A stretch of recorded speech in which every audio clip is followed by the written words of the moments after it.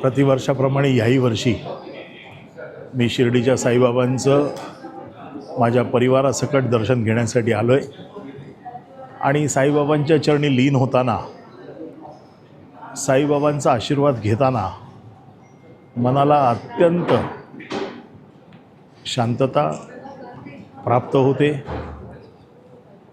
अतिशय चांगली ऊर्जा या निमित्ताने शिर्डीत आल्यावर मिळते आणि साईबाबा संस्थांचं जे प्रशासन आहे, या प्रशासनाने या सर्व भक्तांच्या श्रद्धेची जी काही ठेवण किंवा श्रद्धेची जी काही परंपरा चालू आहे गेल्या कित्येक वर्षाची शिर्डीची, ही अबाधित ठेवली आहे.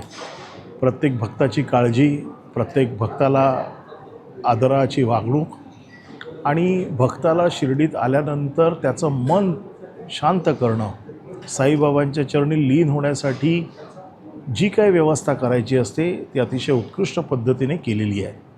मी कित्येक वर्ष शिर्डीत येतो आहे आणि प्रत्येक वर्षी शिर्डी ही मला नव्याने बघायला मिळते.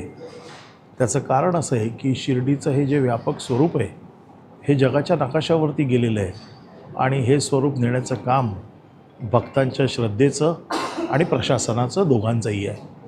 मी मुद्दामून इकडे या कार्यालयाला भेट दिली कारण आमचे डेप्युटी CEO दराडे साहेब आणि त्यांच्या सर्व सहकाऱ्यांनी ह्या सगळ्या गोष्टी ज्या पद्धतीने केल्या आहेत, मला त्यांनी त्याच्याबद्दलची माहिती दिली.